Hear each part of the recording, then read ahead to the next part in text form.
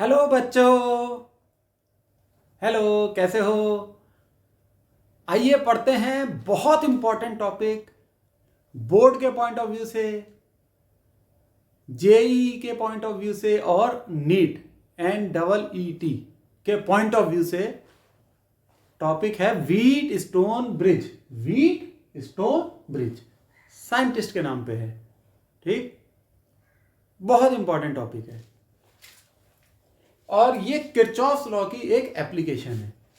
देखिए, ये है आपका व्हीट स्टोन ब्रिज। इसमें 4 रेजिस्टेंसेस हैं, 1 2 3 4। ठीक, और एक A B C D 4 junction point हैं। ए और सी के बीच ये बैटरी लगी है जिसका ईएमएफ है ई। बी और डी के बीच एक गैल्वेनोमीटर लगा हुआ है। गैल्वेनोमीटर क्या होता है? गैल्वेनोमीटर वो इंस्ट्रूमेंट होता है जिससे हम करंट मेजर करते हैं। किसी भी ब्रांच में अगर करंट मेजर करना हो तो वहां गैल्वेनोमीटर लगा दो। गैल्वेनोमीटर रीडिंग दे देगा कि कितने एम्पियर का करंट फ्लो कर रहा है। ठीक है, तो ये है आपका पूरा व्हीट स्टोन ब्रिज। कैसा लगता है? ये काइट जैसा लग रहा है ना बच्चों? अगर इस गैल्वेनोमीटर में कोई रीडिंग है तो इसका क्या अर्थ हुआ कि बी और डी के बीच करंट फ्लो कर रहा है। लेकिन सपोज एक स्पेशल कंडीशन है कि गैल्वेनोमीटर में 0 रीडिंग आ रही है, यानी जो गैल्वेनोमीटर की सुई है वो 0 पे है। इसका क्या अर्थ हुआ? 0 एम्पियर का करंट फ्लो कर रहा है। 0 एम्पियर का करंट मींस बी और डी के बीच कोई करंट नहीं है। क्या हुआ? Galvanometer reading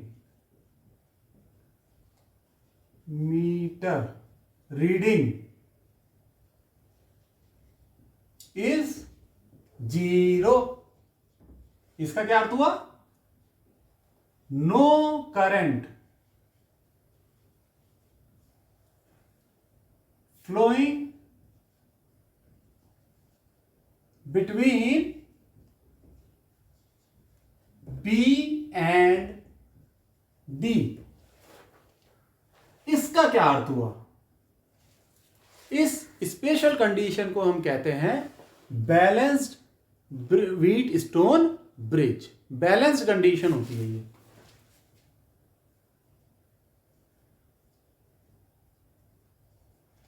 wheat stone bridge.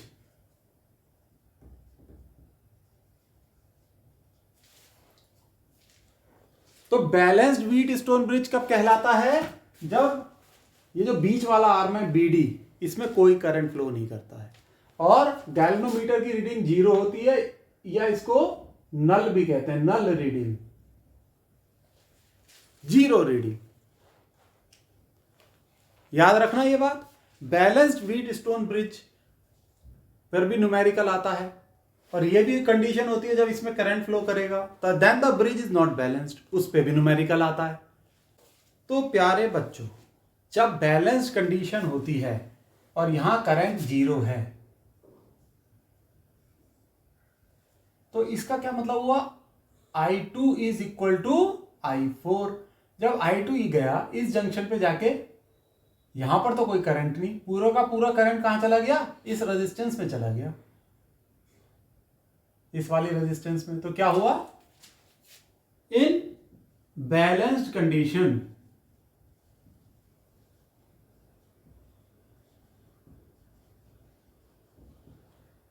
I2 is equal to I4 और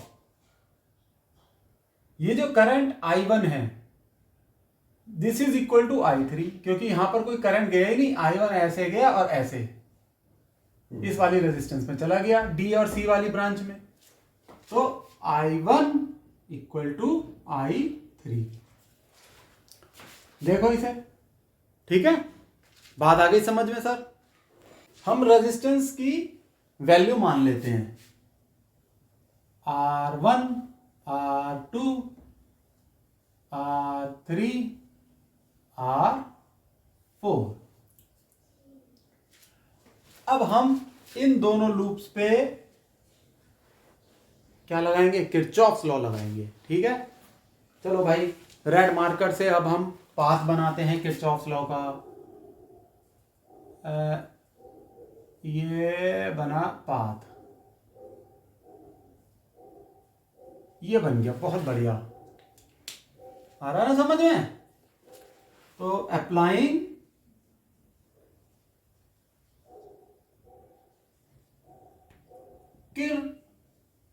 किरचॉफ्स रूल। लूप कौन सा लिया हमने?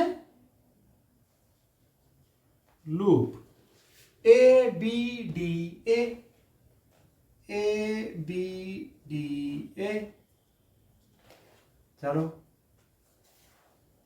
अब वही जो अब तक पढ़ते आए हैं। करंट इस डायरेक्शन में, पाथ इस डायरेक्शन में, same direction, minus sign, minus I2 into आर, I2 तो करंट है, इंटू R2। इधर तो करंट ही फ्लो नहीं कर रहा है, बैलेंस कंडीशन मान के चल रहे हैं, बैलेंस कंडीशन मान रहे हैं भाई। फिर R1 रेजिस्टेंस बची इस लूप के अंदर, करंट ऐसे डाउनवर्ड, पाथ अपवर्ड, अपोजिट हो गया इसलिए plus I1 R1 summation equal to 0। ठीक है, तो I1 R1 equal to I2 R2। It means I1 upon I2 equal to I1 upon I2 is equal to R2 upon R1। ये हो गया साहब। अब एक लकीर खींच लेते हैं, दिख रहा है ना ये आपको? हाँ भाई दिख रहा है, बहुत बेहतरीन दिख रहा है। अब हम लेते हैं loop B C D B, B C D B. Red marker से बनाएंगे, ये ऐसे ऐसे गए, ऐसे गए। ये R4 है, ये R3। तो ये वाली ब्रांच तो साहब भूल जाओ, बैलेंस कंडीशन है, करंट जीरो है। करंट जीरो होने का क्या अर्थ है? ब्रांच ही नहीं है। तो अब इस वाली रेजिस्टेंस को लो, करंट ऐसे, पाथ ऐसे, same direction, minus sign. Loop rule लगा रहे हैं किरचॉफ्स का, I4 R4। इसमें लो, करंट ऐसे, पाथ ऐसे, अपोजिट डायरेक्शन इसलिए प्लस साइन, I3 R3। इस वाले नेटवर्क में और कुछ है ही नहीं, equal to 0। I3 R3 equal to I4 R4। I3 upon I4 equal to R4 upon R3। I3 upon I4 equal to R4 upon R3। अब देखो ये दो चीजें सामने आई हैं आपके, और हमें ये भी पता है I2 equal to I4 and I1 equal to I3। Balance condition में, बैलेंस कंडीशन की बात कर रहे हैं बस। तो I1 upon I2 is equal to I3 upon I4। यहां से बात आ गई। इसे हम यहां लिख लेते हैं, रब कर देते हैं। डस्टर भाई कहाँ है? आ गए डस्टर भाई। वो नोट कर लो बच्चों, मैं हट रहा हूं, पॉज करके नोट कर लो।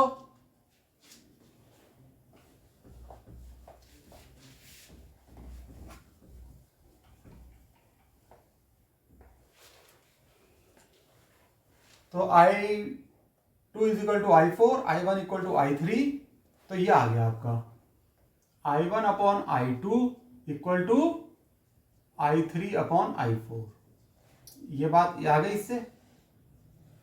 अब इसलिए हमारे पास निकल के आता है I1 अपॉन I2 को लिख देंगे हम R2 upon R1, R2 upon R1 equal to, और इसको लिख देंगे R4 upon R3, R4 upon R3। लीजिए साहब, ये फाइनल आउटकम आ गया व्हीट स्टोन ब्रिज का बैलेंस्ड कंडीशन में। नोट करो, नोट तो कर लिया। अब मैं ये रब कर रहा हूं।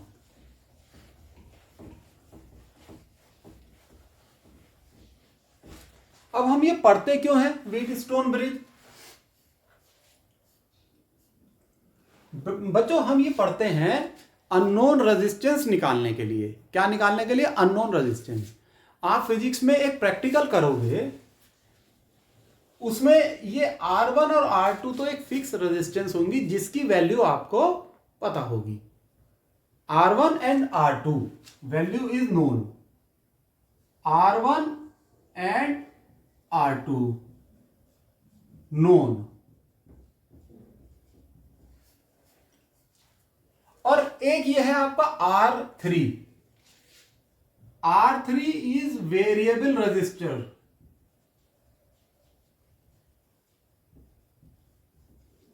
मतलब ये एक ऐसा रेजिस्टर है जिसकी रेजिस्टेंस को आप वेरी कर सकते हो, इसकी वैल्यू बदल सकते हो। R4 क्या है? ये एक अननोन रेजिस्टेंस है।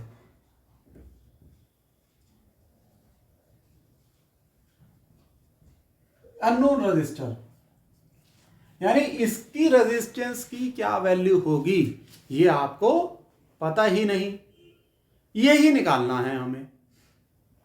और इसलिए हम व्हीट स्टोन ब्रिज के कंसेप्ट को यूज करते हैं। ये जो प्रैक्टिकल आप करोगे व्हीट स्टोन ब्रिज के कंसेप्ट से, तो ये इंस्ट्रूमेंट कहलाता है मीटर ब्रिज। क्या कहलाता है? Metre bridge.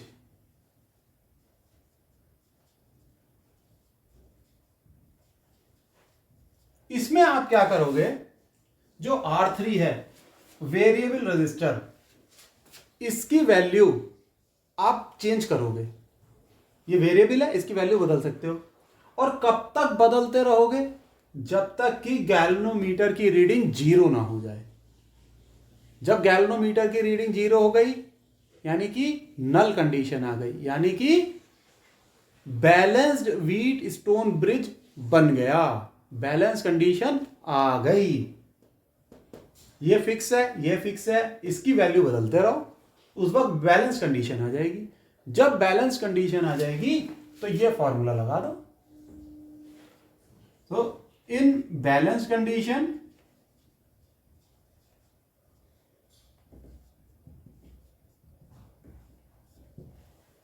R4 जो कि अननोन रेजिस्टेंस है, अननोन है इसकी वैल्यू, ये आपको निकालनी है, is equal to R2 by R1 into R3। R3 से मल्टीप्लाई कर दो। R3 की वैल्यू आप वेरी करके तब तक वेरी करोगे जब गैल्वेनोमीटर 0 हो जाएगा। फिर R3 नोट कर लोगे जब गैल्वेनोमीटर की रीडिंग 0 हो गई। ये आपको पता है, ये पता है, ये वेरी करके पता कर लिया, अननोन रेजिस्टेंस की वैल्यू आ जाएगी। So this is the application of wheat stone bridge. और व्हीट स्टोन ब्रिज का कंसेप्ट डेवलप हुआ है किरचॉफ्स लॉ से। मैं आगे से हट रहा हूं, आप नोट कर लो।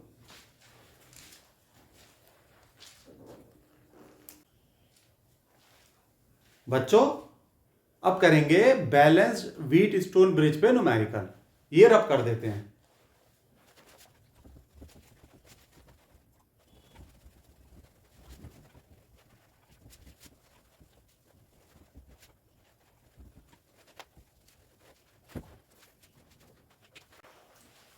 तो क्वेश्चन है,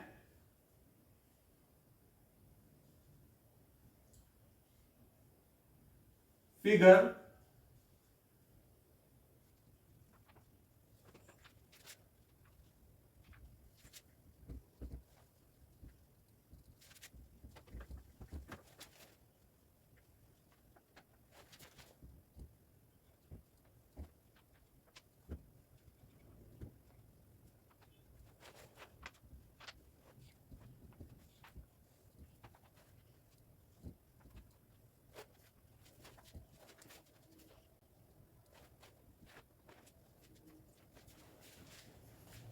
तो बच्चों क्वेश्चन है, figure shows a balanced wheat stone bridge, determine the value of resistance R. तो ये एक व्हीट स्टोन ब्रिज है, बैलेंस्ड व्हीट स्टोन ब्रिज है। इसका अर्थ क्या है, ये जो गैल्वेनोमीटर है इसकी रीडिंग 0 है। इसका मतलब ये जो ब्रांच है व्हीट स्टोन ब्रिज की, इसमें करंट 0 है। करंट क्या है, 0 है बच्चों। अब आपको निकालना है value of this resistance R1। Simple question है। व्हीट स्टोन ब्रिज जब बैलेंस्ड होता है तो क्या फॉर्मूला लिखते हैं हम, R2 by R1 equal to R4 by R3। R2 by R1 equal to R4 by R3। R1 निकालना है, R1 equal to R4 by R3 into R2। This is equal to R4 है 8 ohms, R3 है 6 ohms into 4 ohms. तो this is equal to कितना हो जाएगा बताओ, 3, 2 और 16 by 3 ohms. This is your answer. एकदम सिंपल सवाल है, बैलेंस्ड व्हीट स्टोन ब्रिज है इसलिए बहुत आसानी से हो गया सवाल। ठीक है, तो आ जाते हैं सिंपल सवाल भी, बोर्ड में, कॉम्पिटिटिव एग्जाम्स में भी आ जाते हैं, नीट में आ सकता है ये।